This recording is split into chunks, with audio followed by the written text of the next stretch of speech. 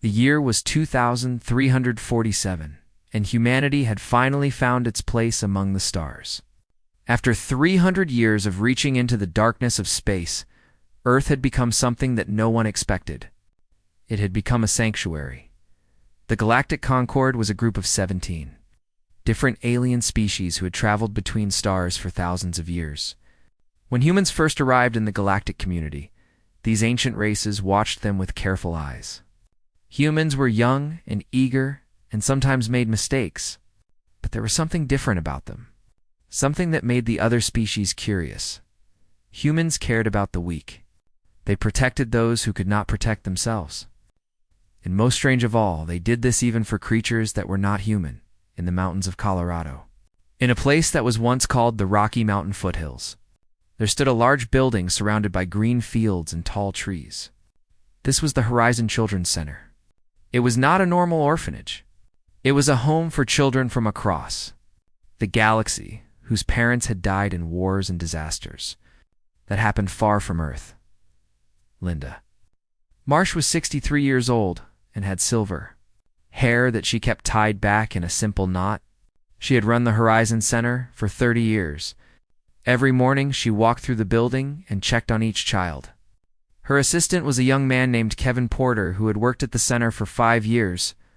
On this particular morning, Linda and Kevin walked through the East Wing where the Velthiri children slept. The Velthiri were a species with skin that looked like crystal. When they laughed, their bodies made soft chiming sounds like wind bells.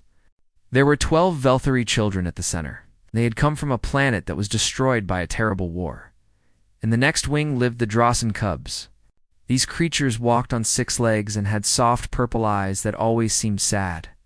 The Drossians were a gentle species who had been caught between 2 warring empires. Many of their children had no homes left to return to. The most precious children at the center were the 5 Corvani younglings. The Corvani species was nearly extinct. Their homeworld had been burned to ash by an enemy who showed no mercy. These 5 children were among the last of their kind, and Linda treated them as if they were made of glass. Kevin looked at his tablet as they walked. The supply ship from the Concord arrived last night. We have new medical equipment and enough food supplements to last 6 months. Linda nodded but did not speak.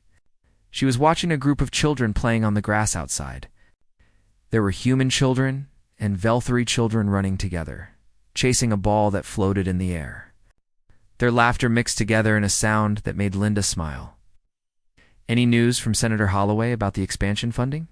Linda asked. "The vote is next week. She thinks it will pass." The Horizon Center had become famous throughout the galaxy.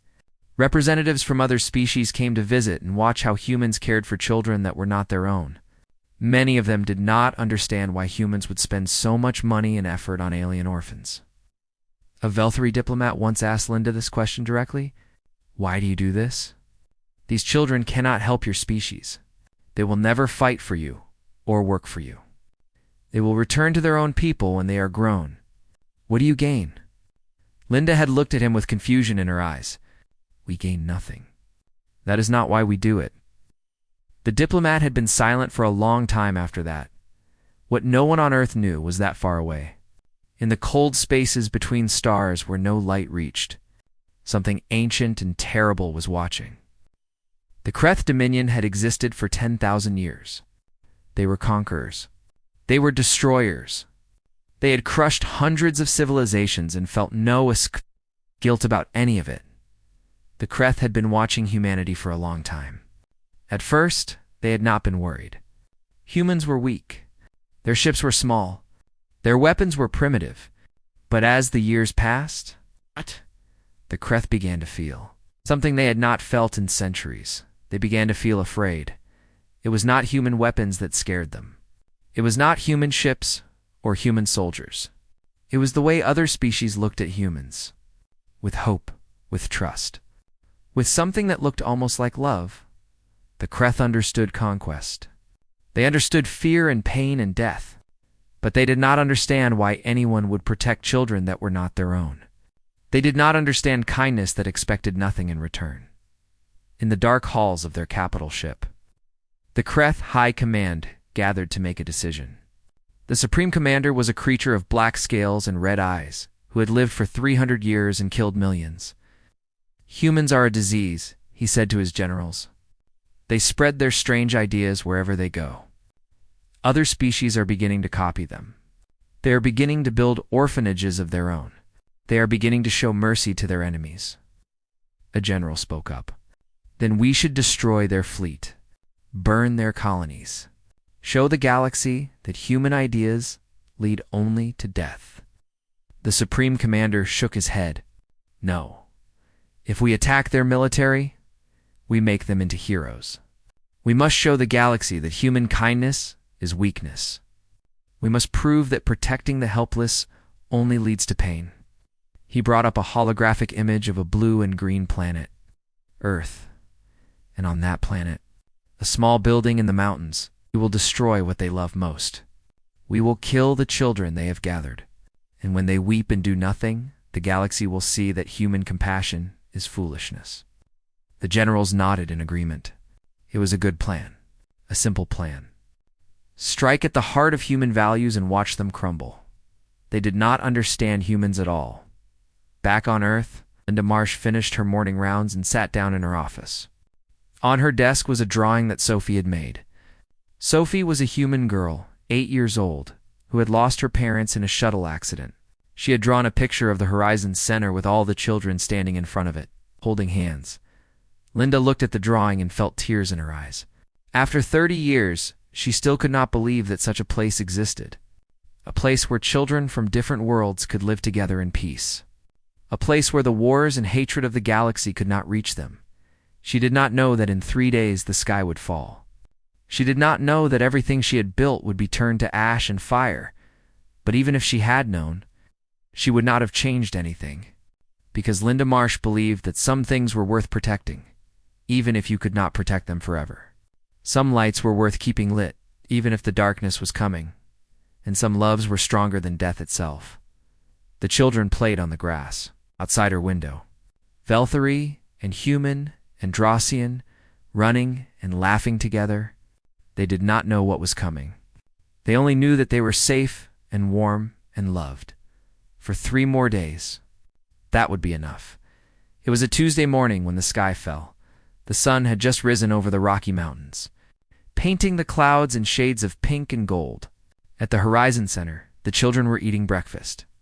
Sophie was sitting next to Tyron, the little Drossian cub who was afraid of thunderstorms. She was teaching him how to eat pancakes with syrup. Linda Marsh was in the kitchen, talking to the cook about lunch plans. Kevin Porter was in the underground supply room, counting boxes of medicine that had arrived the night before, 70,000 kilometers above the Pacific Ocean. Captain Daniel Reyes was running training exercises with his fighter squadron. He had been a pilot for 15 years and had never seen real combat. The Galactic Concord had kept peace in this region of space for 40 years. War was something that happened in history books. Then the alarms began to scream. "Sir, we have contacts dropping out of hyperspace," said Lieutenant Maria Santos. Her voice was calm, but her hands were shaking. 23 vessels. Configuration unknown. Daniel felt his stomach drop. Unknown configuration meant alien. Alien meant potential enemy. But this was Earth. This was the safest place in the galaxy. No one would dare attack here. "Give me Central Command," he ordered. But Central Command was already in chaos. Deep beneath the Pentagon, Admiral Patricia Cole stood in the war room and watched her screens with horror. 23 alien ships had appeared from nowhere and were heading straight for North America. "Why aren't they engaging our defense fleet?" she asked. "Why are they ignoring our ships?" The alien vessels flew past every human defense position without firing a single shot. They were not interested in military targets. They were heading for something else. Admiral Cole realized the truth 3 seconds before impact. Oh God, they're going for the surface. At the Horizon Center, the automated defense systems detected the incoming attack. Alarms began blaring throughout the building. A computerized voice announced evacuation procedures. Everyone had exactly 12 seconds to reach the underground shelters. Linda Marsh grabbed the 2 children nearest to her. One was Sophie. The other was Tyron. She lifted them in her arms and ran for the shelter door. She made it 30 meters before the world turned to fire. The kinetic bombardment was a simple weapon. The Kreth had dropped heavy metal rods from orbit, letting gravity turn them into devastating missiles. No explosives were needed. The sheer force of impact was enough to destroy everything within half a kilometer. The Horizon Children's Center was erased from existence in less than 1 second. Kevin Porter survived because he was underground. The supply room was deep enough to protect him from the blast, but the shockwave still threw him against the wall and knocked him unconscious. When he woke up 3 hours later, he was buried in darkness. It took him 2 more hours to dig his way out of the rubble. When he finally reached the surface, he found nothing but a smoking crater where the orphanage had been. He walked through the ashes, calling names: Sophie, Tehran, Linda, the Corvani children. Anyone? No one answered. 342 children had lived at the Horizon Center that morning. 342 children who had already lost everything once. 342 children who had finally found a home. All of them were gone. The Kreth vessels had already fled back to hyperspace by the time human forces arrived. Their mission was complete. They had sent their message. Human compassion was weakness, and weakness could be punished. The news spread across Earth within hours. Video footage of the smoking crater played on every screen. The names of the dead children scrolled past in endless lists. Humans everywhere stopped what they were doing and watched in silence. Then the silence ended, and something else began. The Galactic Concord held an emergency session to discuss the attack. Representatives from 17 species watched the footage and waited to see how humans would respond. Some expected them to cry. Some expected them to beg for help. Some expected them to retreat and hide. None of them expected what actually happened. Senator Grace Holloway stood before the United Earth Parliament that evening. She was 54 years old and had spent her career fighting for peaceful relations with alien species. She had believed that kindness and diplomacy could solve any problem. That belief had died with the children. For 300 years, she said, her voice steady and cold, humanity has tried to be good neighbors. We have offered friendship to those who needed friends. We have offered sanctuary to those who had nowhere else to go. We believed that the universe would reward kindness with kindness. She paused and looked into the cameras. Her eyes were red from crying, but there were no tears left. We were wrong. The Parliament was silent. Billions of humans watched from every colony and station and ship across the galaxy. The Kreth Dominion has murdered our children, not soldiers, not warriors, children. They did this because they believed our compassion made us weak. They believed that attacking the innocent would break our spirit. Her voice grew harder with every word. Let me explain something to the Kreth and to anyone else who is listening. Humanity has a concept that we hoped we would never need again. It is called total war. It means that there are no rules, no limits, no mercy. It means that we will use every weapon, every ship, every resource, every single human being to destroy our enemy completely. She leaned forward, and her eyes seemed to burn. We did not want this war, but you have started it, and we will finish it. We will find every Kreth ship and destroy it. We will find every Kreth colony and burn it. We will find your homeworld and reduce it to ash. And when the last Kreth begs for mercy, we will remember that you showed no mercy to our children. She straightened up and spoke her final words. You wanted to teach the galaxy that compassion is weakness. Instead, you will teach them what happens when you hurt what humans love. May God have mercy on your souls, because we will not. The Parliament erupted in cheers. Across the galaxy, humans who had never raised a weapon in their lives began volunteering for military service. Factories that made toys began making bullets.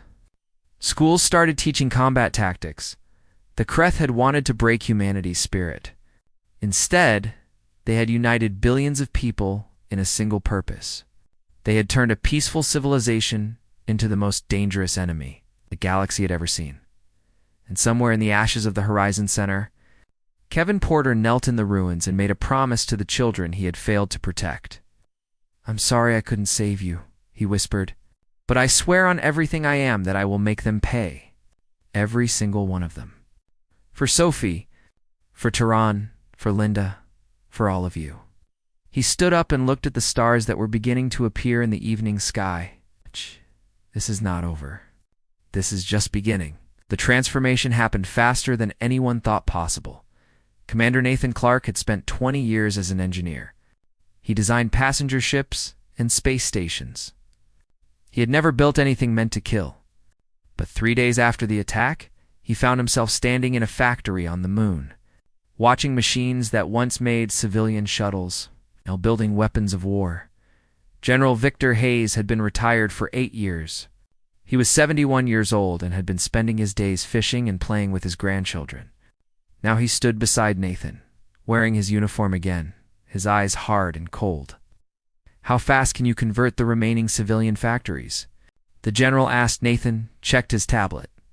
"If we work around the clock, maybe 6 months. But that means stopping all civilian production. No new homes. No new transports. No luxuries of any kind. Do it." The order went out across human space. Every factory, every shipyard, every research lab received the same message. The war economy has begun. Everything you make now serves one purpose: victory. Human history had seen this before. In their ancient past, nations had transformed themselves overnight when their survival was threatened, but no one in the galaxy had ever seen anything like this. On the planet Mars, mining operations that supplied building materials began shipping metal directly to weapons factories. On the stations orbiting Jupiter, laboratories that studied alien biology started creating bioweapons. In the asteroid belt, construction crews that built habitats began building warships. Ambassador Kelleth was a Velthari, diplomat who had spent 40 years working for peace between humans and other species. He had believed in humanity. He had argued that they were good and kind and would make the galaxy better. Now he sat in the Galactic Concord Council chamber and delivered a report that made his voice tremble. "They are not simply building warships," he told the council. "They are converting everything. Their artists are creating messages to inspire hatred of the Kreth. Their scientists are building weapons that should not exist. Their teachers are training children in military history and combat tactics." He paused and looked at the representatives of 17 species who watched him with growing fear. Every human being, from the oldest to the youngest, has been given a role in this war. They call it total mobilization. I have studied human history, and I have seen what this means. In their past, a nation of 130 million people once built 300,000 aircraft in 4 years. They did this with primitive tools and limited resources. He activated a holographic display showing projections of human industrial output. There are 18 billion humans across their colonies. Within 1 year, they will have a fleet larger than the entire Concord combined. Within 5 years, they will be the most powerful military force this galaxy has ever seen. Councillor Dreth of the Moravian Syndicate raised his hand. "This is concerning, but surely the Kreth can defeat them. The Dominion has ruled for 10,000 years. They have 2,000 warships." Kelleth shook his head slowly. "You do not understand. The Kreth have 2,000 warships because that is enough to control their territory. They build what they need, and no more. Humans are building everything they possibly can. They are not preparing to defend themselves. They are preparing to completely destroy an enemy that has existed for 10,000 years. The council fell silent. "And there is something else," Kelleth continued. "Something that frightens me more than the weapons and the ships. It is the look in their eyes. I have met with human leaders since the attack. They are not angry in the way that we understand anger. They are cold, focused, patient. They have decided that the Kreth will cease to exist, and they will work toward that goal for as long as it takes." A Drossian representative spoke up. "What about collateral damage? The Kreth control dozens of worlds. Billions of civilians live in their territory. Surely humans will not harm innocent people." Kelleth was quiet for a long moment before he answered. "I asked Senator Holloway that question. She told me that humanity invented a phrase during their ancient wars: acceptable losses. She said that they would try to minimize civilian casualties, but they would not stop their advance for anything. The council members looked at each other with fear in their eyes. They had always thought of humans as soft and gentle. They had smiled at human kindness and thought it was sweet but foolish. Now they were beginning to understand that they had never really known humanity at all. Back on Earth, the site of the Horizon Center had become a place of pilgrimage. Millions of humans traveled to the crater to pay their respects to the dead children. They left flowers and toys and handwritten notes. Kevin Porter refused to leave. He lived in a tent on the edge of the crater and supervised the construction of a memorial. A stone wall was being built, and on that wall would be carved the name of every child who died. One evening, a woman came to visit him. Her name was Dr. Elizabeth Crane, and she led Earth's Department of Alien Studies. She had known Linda Marsh for 20 years. "The memorial is coming along well," Elizabeth said, looking at the half-finished wall. Kevin did not look at her. He kept his eyes on the workers. "Every name will be carved an inch deep. They'll never fade. 1,000 years from now, people will still be able to read them." "Kevin, when was the last time you slept?" "Doesn't matter." Elizabeth put a hand on his shoulder. "Linda wouldn't want you to destroy yourself." For the first time, Kevin turned to face her. His eyes were red and sunken. He had lost weight, but there was something burning in his gaze that had not been there before. "Linda is dead. So is Sophie. So is Tieron. So are 339 other children who trusted us to keep them safe." His voice was steady, but there was pain beneath every word. "The Kreth did this because they thought we were weak. They thought we would cry and do nothing." He looked up at the stars. "I'm not going to cry anymore. I'm going to make sure that every human being who looks up at those stars remembers what happened here. And I'm going to make sure that the Kreth remember it too." Elizabeth followed his gaze. "The Concord is debating whether to intervene. Some of them want to negotiate a peace treaty before the war begins." Kevin laughed, but there was no humor in the sound. "Peace. There will be no peace. The Kreth killed our children. There is nothing left to negotiate. Some would say that revenge will not bring them back. No, it won't." Kevin's voice dropped to a whisper, "But it will make sure this never happens again. Once we're done, no one in this galaxy will ever think about attacking human children again. They will remember what happened to the Kreth, and they will be afraid." He picked up a stone from the ground and held it in his hand. "Fear is not as good as love, but it will have to be enough." Across human space, the transformation continued. Peaceful people learned to fight. Gentle scientists created terrible weapons. Artists painted images of dead children to remind everyone why they fought. The Kreth Dominion, watching from afar, began to realize they had made a terrible mistake. They had wanted to break humanity's spirit. Instead, they had awakened something ancient and terrible. Something that humans had kept locked away since they first reached the stars. They had awakened humanity's capacity for war. And war was coming for them. The first great battle of the Human-Kreth War happened. 14 months after the bombing, Admiral Laura Bennett stood on the bridge of the carrier Remembrance and looked at the holographic display in front of her. She was 48 years old and had served in the Navy for 25 years. But she had never commanded a fleet in actual combat. None of the human admirals had. They had trained and prepared. But war had always been something distant and theoretical, till now. The VLR system was a crossroads of hyperspace routes, and the Kreth had assembled 400 warships to defend it. They believed that their numbers would stop the human advance. They believed that humans were too soft and too new to fight against a species that had conquered for 10,000 years. They were about to learn how wrong they were. "Enemy fleet is forming a defensive sphere," reported Tactical Officer Henry Kim. "Right. They're deploying fighter screens along the perimeter. Standard Kreth defensive doctrine." Laura nodded slowly. For the past 14 months, human intelligence services had been working nonstop. They had infiltrated Kreth communication networks. They had captured enemy vessels and studied their technology. They had learned everything there was to know about how the Kreth fought. The Kreth knew nothing about humans, except that they ran orphanages. Deploy hunter-killer groups, Laura ordered. Target their command ships first, and prepare the Harbinger. The Harbinger was humanity's first super weapon. It was an antimatter delivery system that could destroy entire planets. The Galactic Concord had banned such weapons centuries ago because they were too destructive. Humanity had formally left the Concord.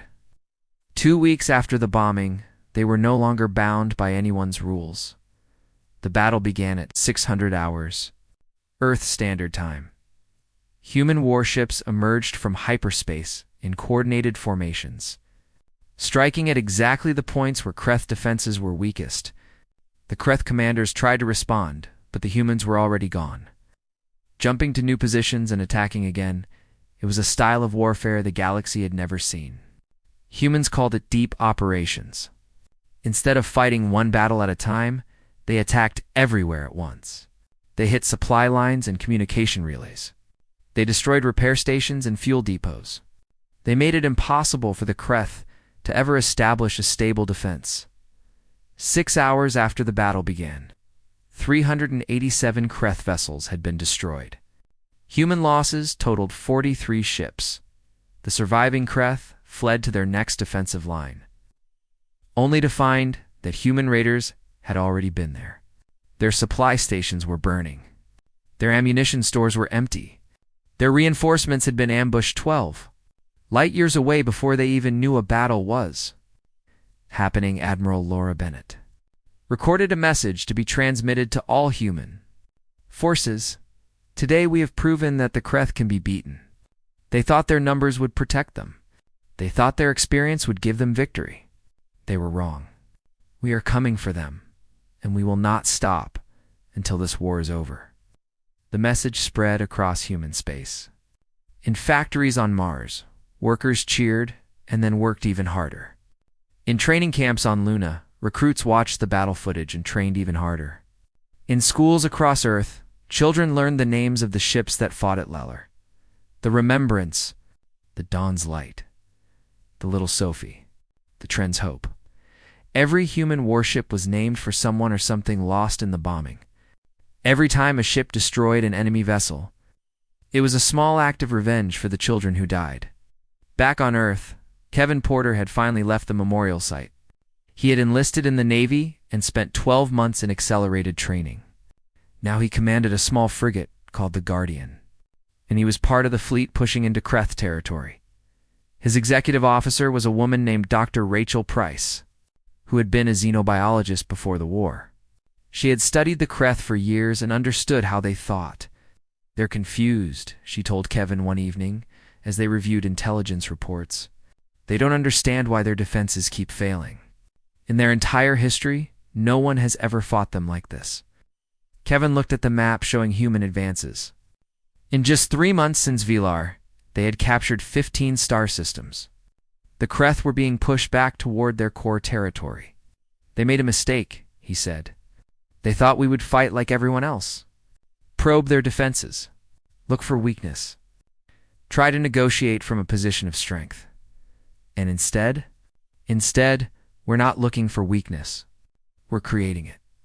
Every system we capture cuts their supply lines. Every battle damages their ability to replace their losses. We're not trying to beat their fleet. We're trying to destroy their entire civilization's ability to make war. Rachel was quiet for a moment. Some of the other species in the Concord are starting to get worried. They think we've gone too far. Have we? She did not answer. The war continued for years. Every month, human forces pushed deeper into Kreth space. Every month, more Kreth worlds fell. The humans offered surrender terms exactly once at the end of the second year. The Kreth's supreme commander rejected them with contempt. We have ruled this galaxy for 10,000 years, he declared. We will not bow to a species that has been among the stars for only 3 centuries. We will fight until you are destroyed. Human commanders shrugged and continued their advance. By the 5th year, the Kreth Dominion had lost 70% of its territory. Their mighty fleet of 2,000 ships had been reduced to 300. Their industrial capacity was almost gone.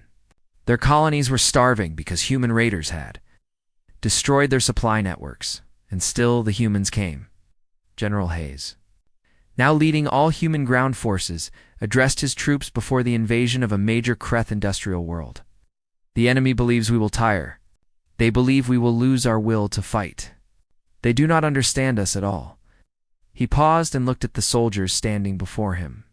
342 children died so that we would be here today. Every world we capture brings us closer to justice for them. Every Kreth soldier who falls is payment for what they did. He raised his fist. Do not tire. We do not forgive. We do not stop. For the children of Horizon, advance. The soldiers roared in response and began their attack.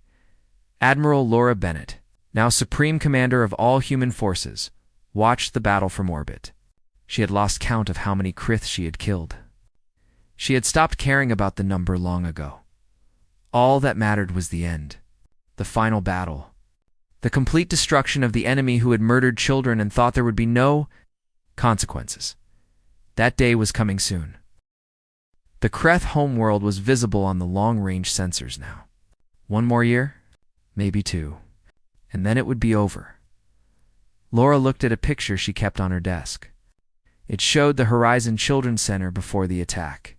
342 children stood in front of the building, smiling at the camera. Almost there, she whispered. We're almost there, the march continued.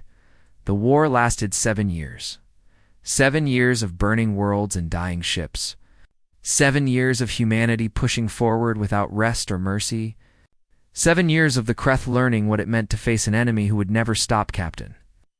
Kevin Porter stood on the bridge of his frigate, the Guardian, and watched the Kreth homeworld grow larger in the viewport. He was 39 years old now. His hair had turned gray at the temples, and there were lines on his face that had not been there before the war. But his eyes still burned with the same fire that had been lit on. The day he crawled out of the ruins of the Horizon Center, the final human fleet had gathered. Above Kreth Prime, 3,000 warships surrounded the planet. More military power than the galaxy had ever seen assembled in one place. Admiral Laura Bennett commanded from the Remembrance. Had survived every battle of the war. The Kreth had nothing left. Their once mighty fleet had been reduced to 47 vessels, barely enough to defend their capital city. Their empire, which had ruled for 10,000 years, existed only on this single world now. Everything else had been taken from them. Admiral Bennett opened a communication channel that broadcast to both fleets and to the planet below. Kreth Dominion. This is Admiral Laura Bennett of the United Human Fleet.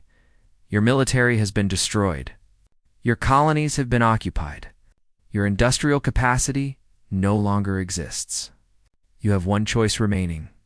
Unconditional surrender. For a long moment, there was silence.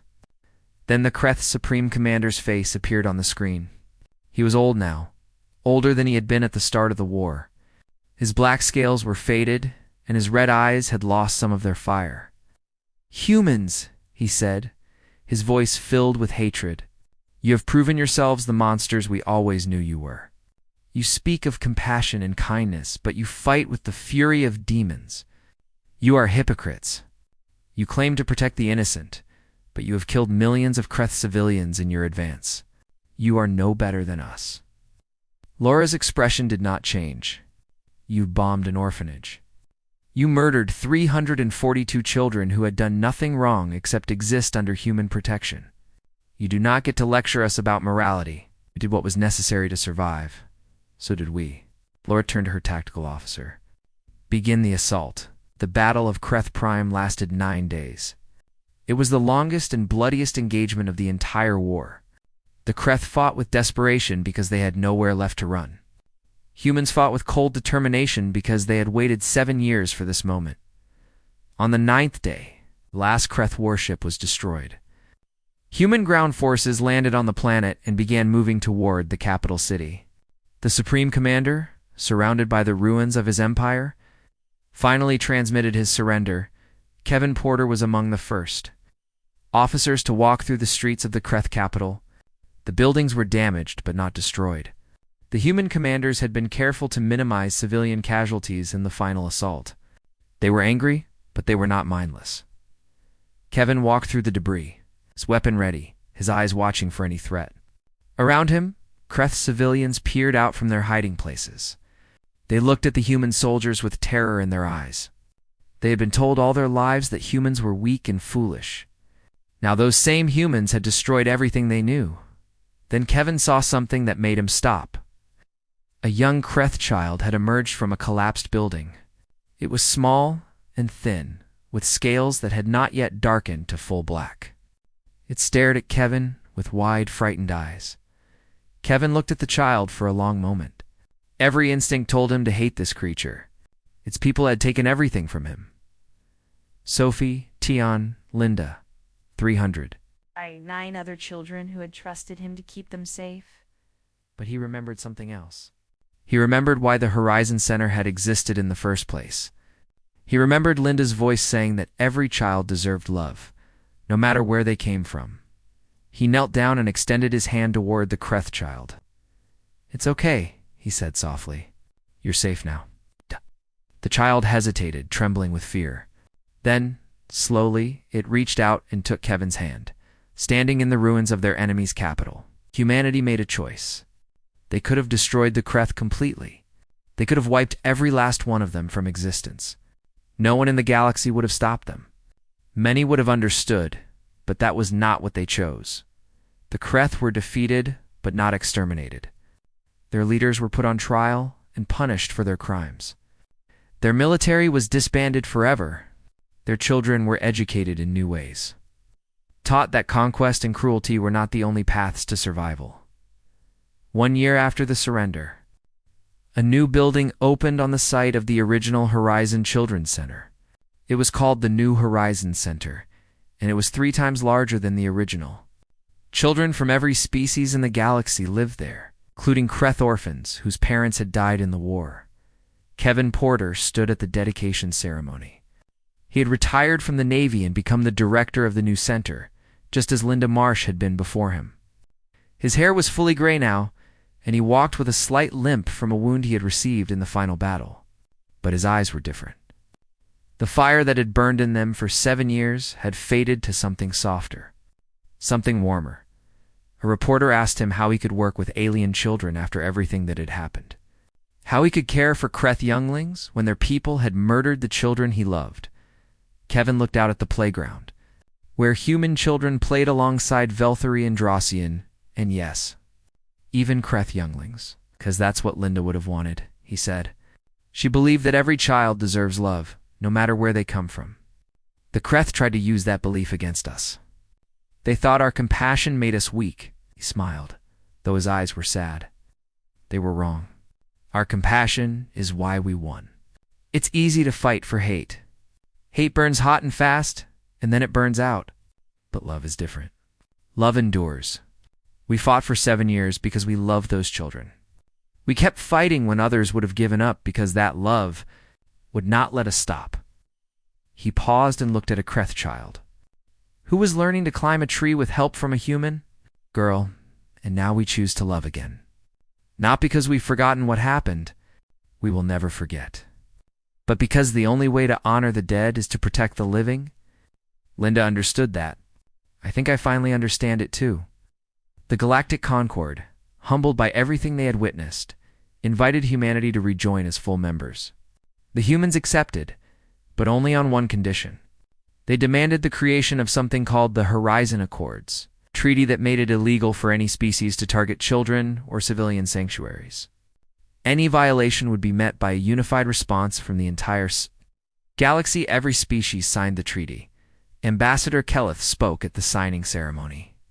He was very old now, and his crystalline skin had faded to pale white, but his voice was still strong. He thought humans were naive, he said. We thought their compassion was weakness. We were wrong about everything. Humanity showed us that true strength is not the ability to destroy. It is the will to rebuild. They waged total war, not because they wanted to, but because they had to. And when it was over, they chose mercy. He looked at the human delegation with something like reverence in his eyes. That is why they frighten us. Not because they can become monsters. Any species can become monsters. What frightens us is that they can stop being monsters when the war is done. They can put down their weapons and pick up their children and choose to love again. That takes a strength that most species will never understand. At the New Horizon Center, a plaque was mounted at the entrance. It bore a simple message. In memory of 342 lights that were extinguished too soon, may their names remind us why we fight and why we must always choose to love again. Below it every day, children of a dozen species played together, laughed together, and grew together. They did not know about the war that had been fought in their names. They did not know about the hatred and the pain and the millions who had died. They only knew that they were safe and warm and loved, and in the end, that was all that mattered. The war was over. The healing had begun, and somewhere, Kevin Porter believed, Linda Marsh was smiling.